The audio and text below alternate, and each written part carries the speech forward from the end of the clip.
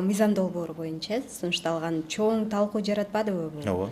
Кээ бирөө айрым депутаттар чыкты, мен кыргыз тилинде билбесем эмне кылайын депчи. Ушул нерселер негизи ушул мыйзам долбооруна да кеңири токтолуп кетсеңиз, сиздер эмнени сунуштап атасыздар бул мыйзам долбоорунда, анан ошол эле учурда ушул мыйзам долбоорунда жана мектептерде жыл сайын экзамен тапшырып туруш керек кыргыз тилинде деген нерсе бар экен. Бул сунуштагы ушул мындай эки ача пикирди жаратып атат да. Кээ бирөө мисалы өткөндө депутат Кокулов бизге эфирге келди эле, ал каршы болуп атат. Мисалы 1-класстын баласы кантип тапшырат кыргыз тилинде дейт да. Ошолор боюнча кеңири Жок, 1-класска мектепке алууда экзамен деген маселе жок болуш керек. Ал жерде класстан класска көчүрүү боюнча экзамендер бар. Мен ошо билим берүү тармагына келгенде мындай түшүнбөстүктүү көп болуп атат да. Биринчиден, билим берүүдө өзүнүн талабы боюнча, биз дил окуттук го. Мындай биздин убакта башкача эле. Биздин убакта эгерде кайсы бир сабактан 2 алып калсаң, көчпөй калып, кийинки жылга калтырчу. Мен таң калганым быйыл дебедимби? Деги эле могу акыркы жылдары, деги эле азыркы заманбап биздин билим берүү тармагында 2-жылга калуу дегенди угуп элекмин. Жок да. Мында ойлонуп көрсөң, бүт барып сону окуп атат деген сөз да. Бирок маселе андай эмес да. Чындап жөн эле чоюп барып эле өткөрүп коюп атышат. Анан ушул маселе класстан класска көчүү экзамендери деген бар. Ал мындай билим берүүнүн талабы боюнча белгилүү бир сабактардан экзамен берет. Ошого эле мамлекеттик тил жөнүндө сынакты кошуп коюшкан. Ушуну кошуп койду, болду, бале калды да. Башка сабактан көчүү экзаменин берсе болот экен да, анан кыргыз тилинен кошуп койсо бүттү, азап. Душман болуп калдык да. Чыккынчы болуп калдык. Элге каршы иштеп аткан болуп калып деп түшүнүп атышат да. Ошону эмне үчүн мен ушулардын ушундай ой жүгүрткөндө мен өзүм түшүнө албаган. Бул биринчиден. Экинчиден, жана мен баштап аткан оюмду кайра уланткым келип атат да. Эмне үчүн ушу мезгилге чейин мына азыр айтсам бир 36 жыл болуп калды да мамлекеттик тил мыйзамын кабыл алганы. Сентябрда 36 жыл болот. 89 жыл кабыл алабыз. Бирок ошо 35 жылдык болчу. 35 жылдын аралыгында эмне үчүн ушундай мамлекеттик тил өзүнүн макамына жете алган жок? Себеби ортодон дагы бир жолу мыйзам өзгөртүлгөн. 2004-жылы мамлекеттик тил жөнүндө мыйзам. Анан 23-жылы мына 3-жолу өзгөртүлүп, конституциялык деңгээлдеги мыйзам макамы берилди. Конституциялык мыйзам кабыл алынды.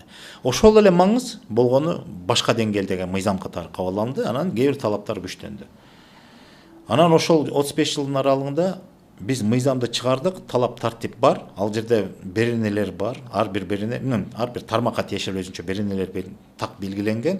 Мамлекеттик тил бул жаатта кандай болуш керек, кызматта кандай болуш керек, мамлекеттик кызматта кандай болуш керек, тейлөө жаатында кандай болуш керек, билимде кандай болуш керек, жарнамада кандай болуш керек, жана башка деген тиешелүү тармактардын баарын камтып, мамлекеттик тилдин орду, күчү, талабы бекитилген. Буга чейинки мыйзамда деле ошондой болгон. Негизинен. Бирок эң таң калыштуу нерсе, мыйзам болгон соң бул тартипти аныктайт да. Анан талапты коет. Эгерде ошол талапты аткарбай тартипти бузса, логика боюнча эмне болот деп ойлойсуз? Мына сиз өзүңүз жеке кандай деп ойлойсуз? Жоопко тартылыш керек. Жоопко тартылыш керек. Тилекке каршы мына ушул азыркы күнгө чейин мамлекеттик тил боюнча мыйзам бузулса же аткарылбаса, жоопко тартуу маселеси деле каралган эмес. Мындай тарыхта болгон эмес да. Биз ушундай кеңпейил экенбиз да. Талапты койдук. Эң кызыгы эмне деген мыйзамдар бар? Эми тиешелүү жана талап тартипти камсызган мыйзамдар бар. Кээ бир декларативдик мыйзамдар бар, алардын жөнүндө маселе жок. Мисалы, майрам жөнүндө жана башка. Мындай кадимкидей талапты күчтөп, мындай бир тартипти орнотулган мыйзамдар бар. Ошол мыйзамдар аткарылбаса же бузулса, сөзсүз түрдө анын жоопкерчилик маселесин карап, жазасы каралчу да. Мисалы, административдик жаза деп коелучу. Бул жерден баягы чоң жаза маселе жок. Административдик эле жаза. Эскертүү берүү, айыппул салып коюу, жөндөп коюу деген сөз да. Мына ушул болбогон үчүн мамлекеттик тил жөнүндө мыйзам ишке ашкан эмес.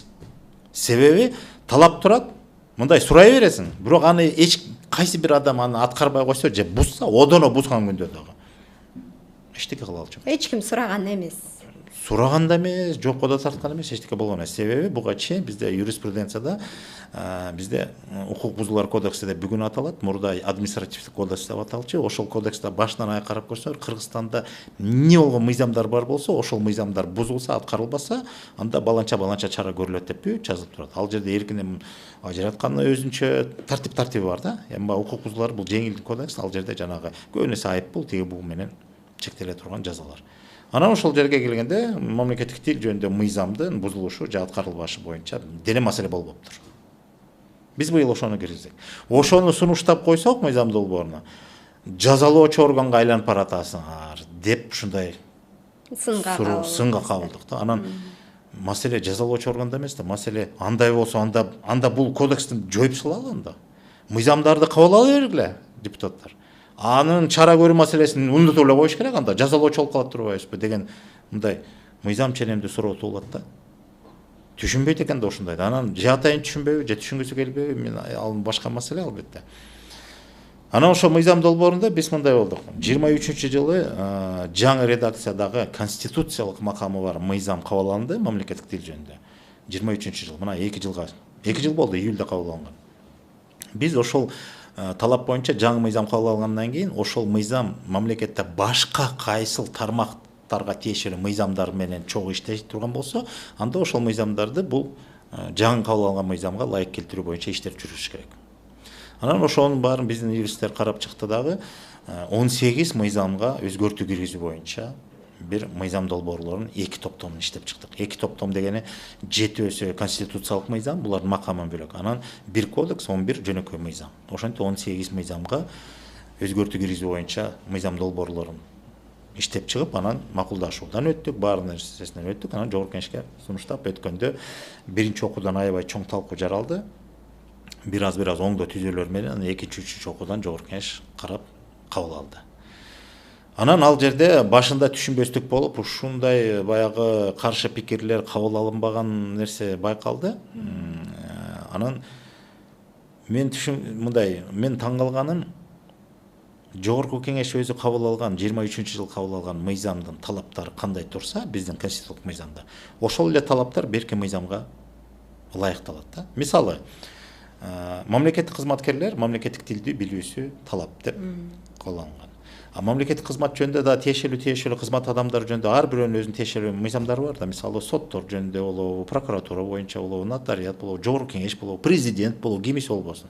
Анан ошолордун мыйзамдарында, аракетте мыйзамдар дейт эле, мамлекеттик тилди билүү талабы жок болсо, ошону киргизип атабыз да. Ылайык келтириш үчүн. Ошону киргиздик, болду, балай калдык.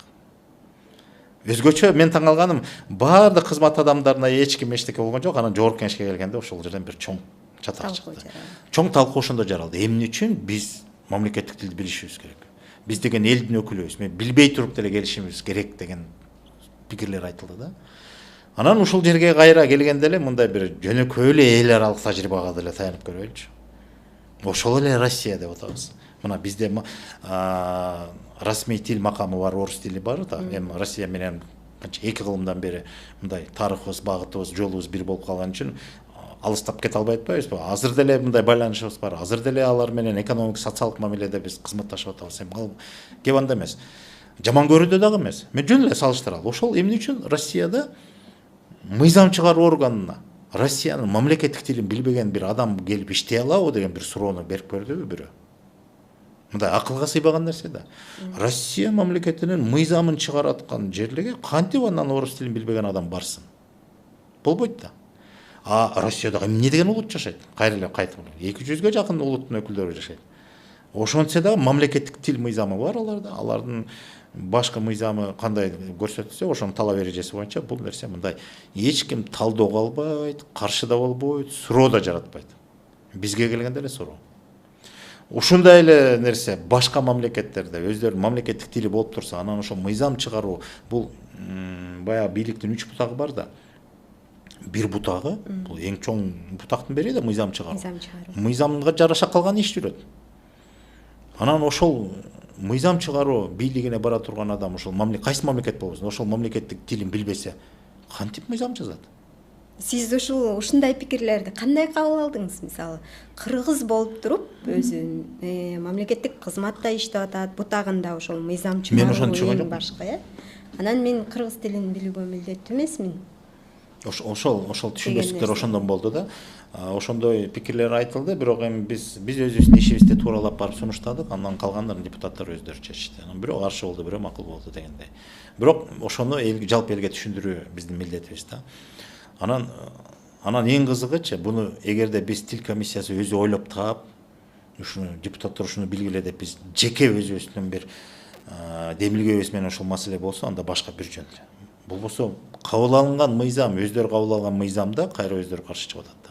Эгер анчалык эле туура эмес болсо, эмне үчүн 2 жыл мурда өздөрү эле аны ошол жерден эле алып салган жок?